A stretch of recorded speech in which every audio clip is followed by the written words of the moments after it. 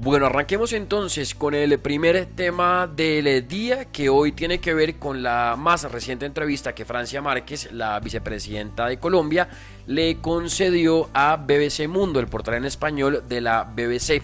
Una conversación en la cual Francia Márquez habla de su relación con el presidente Gustavo Petro, habla también de ese famoso episodio que recordamos todos del Consejo de Ministros, habla de Armando Benedetti, de su trabajo como vicepresidenta y de lo que también fue su gestión como ministra de la Igualdad en este ministerio que pues fue tan criticado durante este gobierno. El titular de esta nota, de este artículo, dice: a mí no me eligieron en este gobierno para guardar silencio cuando tengamos errores. Una frase de la vicepresidenta Francia Márquez, y un artículo en el cual arrancan también mencionando los temas de seguridad que vive o a los que se enfrenta Francia Márquez, que incluso esta entrevista se da en un lugar reservado de Cali, que ya llega con un gran esquema de seguridad, y menciona aquí el artículo que ella vive amenazada de muerte desde antes, dice aquí, de asumir la vicepresidencia de Colombia en 2022, cuando era activista en su natal Pacífico colombiano. Y antes de ir como con los momentos y frases que deja, digamos, esta conversación de Francia Márquez y esta entrevista que le concede a BBC Mundo, quería simplemente leer esta parte, digamos, del artículo, que es con lo que inicia, previo a la conversación, que dice rápidamente lo siguiente: hace pocas semanas dejó de ser la ministra de Igualdad de Colombia, una cartera creada cuando inició su mandato y que dejará de existir en 2026 a menos que el Congreso extienda su vigencia. Antes de salir, dirigió una carta a los colombianos en la que dijo que su vida corría peligro, que denunciar lo que está mal tiene consecuencias. Dice aquí también el artículo de BBC Mundo: la carta se publicó días después de un ardiente Consejo de Ministros que fue televisado a nivel nacional y en el que el presidente colombiano Gustavo Petro criticó a su gabinete por las promesas incumplidas y defendió la recuperación de su mano derecha de campaña, Armando Benedetti, para su proyecto. El artículo dice también aquí lo siguiente: Benedetti es un controvertido político envuelto en casos de corrupción sin haber sido condenado y sobre el que han caído acusaciones de violencia de género, cuyo regreso al gobierno fue duramente criticado por Márquez. Semanas después, la primera vicepresidenta afrocolombiana de la historia del país y piedra angular de la victoria de Petro en 2022, habla con BBC Mundo sin evadir preguntas. Lo único que sí, ella se abstiene es de hablar de su seguridad y la seguridad de su familia, temas sobre los cuales pues ella prefiere reservar cualquier tipo de comentario o de opinión. Son, como les decía, varios puntos, varios temas los que toca la vicepresidenta Francia Márquez, pero entonces si quieren veamos algunos de estos fragmentos de esta conversación que entonces le concede Francia Márquez a BBC Mundo, este portal de la BBC. ¿Cómo está su relación con el presidente ahora mismo? Yo creo que hemos dialogado. A mí me eligieron en este gobierno no para que cuando tengamos errores o estén pasando situaciones guardar silencio. Efectivamente tenemos diferencias con el presidente, pero también hay un compromiso de país. En el caso de Benedetti, él estuvo desde el comienzo apoyando la campaña con Petro de la mano. ¿Por qué es que se tarda casi 3 años en hacer público su descontento? Bueno, yo soy mujer y yo asumí mi tarea aquí en el gobierno, asumí la tarea de liderar las políticas para la garantía de los derechos de las mujeres. Sobre eso, por supuesto, yo no soy la juez. Eso tiene que ser los entes competentes que esclarezcan esos hechos, pero como vicepresidenta simplemente tengo que manifestar mi rechazo a cualquier tipo de violencia, venga de donde venga, contra las mujeres, y es lo que he hecho. Por supuesto, también manifesté que respetaba la decisión del presidente. Bueno, mira, mi llegada a la vicepresidencia como mujer negra de una región marginada y excluida, sin dudas ha exacerbado odios, ha exacerbado el racismo. Comprendo aquí, estando aquí, perfectamente cómo funcionan las violencias interseccionales, pero yo soy consciente que estoy abriendo una puerta. Y esa puerta que estoy abriendo es para que otras niñas de territorios excluidos, para que mujeres que no han tenido voz sepan que lo pueden hacer. Usted forma parte del gobierno del cambio. Me gustaría que reflexionara sobre qué diría que ha cambiado y qué no. Bueno, lo primero, creo que ha cambiado el miedo a ocupar los espacios de poder. En tiempos pasados era imposible que un hombre como Gustavo Petro o una mujer como yo se atrevieran a disputar el poder en este país. Y eso es un cambio. Por supuesto, tenemos desafíos. El logro de la paz total sigue siendo un desafío para este país, poder silenciar los fusiles. En la mayoría de promesas, bajo su punto de vista, están incumplidas, ¿no? Los desafíos que tiene este país son demasiado grandes. También hay unas estructuras ya establecidas para que nada cambie. ¿A qué estructuras se refieren? Sí. Si puede ser más específica.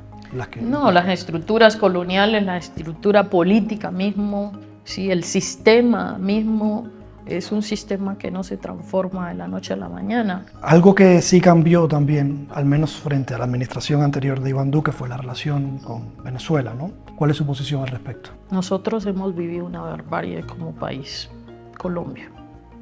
Sí, y lo último que nosotros podemos hacer es heredarle a un país hermano que viva la barbarie que hemos vivido por no tener una relación de ponerse de acuerdo en términos de la política interna de un país. Y nosotros tenemos que hacer todos los esfuerzos necesarios, como lo estamos haciendo para Colombia, todos los esfuerzos necesarios para que el pueblo venezolano por lo menos no caiga en una guerra que sabemos a veces dónde empieza, pero que no sabemos dónde termina. Última pregunta, queda poco más de un año para nuevas elecciones, como decíamos.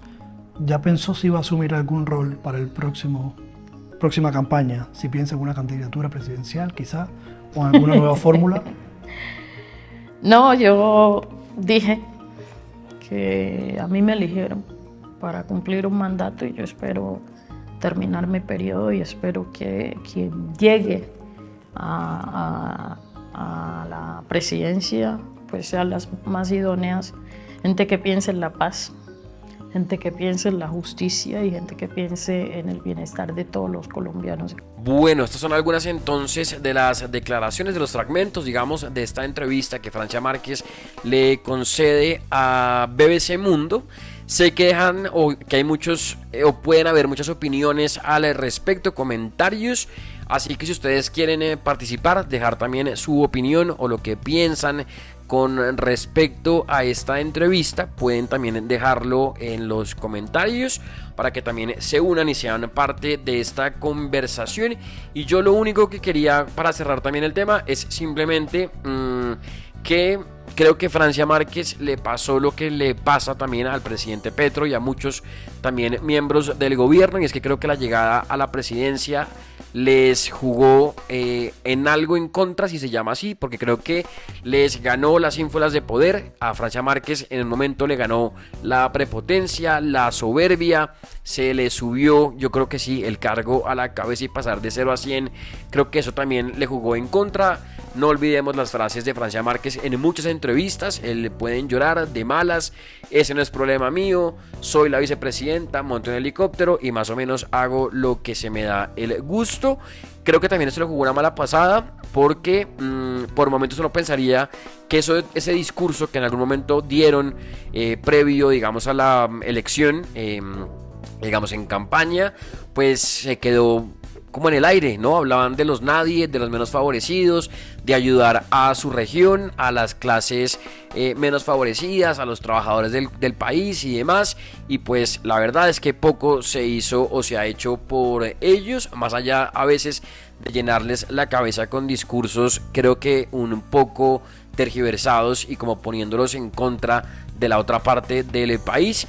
Y también creo que Francia Márquez no sé, se demoró mucho también en hacer ciertas críticas o ciertas cosas que ya sentía. Creo que se guardó muchas cosas y las vino a decir ya hasta casi el final de su estadía en el Ministerio de la Igualdad, antes de que se conociera como esta pelea con el presidente Petro. Y Francia Márquez también creo que, mejor dicho, de lo que ellos hablaban, pudo haber hecho un gran trabajo, haber pasado de las palabras a los hechos, pero real. no simplemente como en el aire. Su excusa del Ministerio de la Igualdad también fue siempre que se lo habían entregado desde cero, que eso tomaba un tiempo, que no la habían dejado como trabajar en ese proyecto y demás.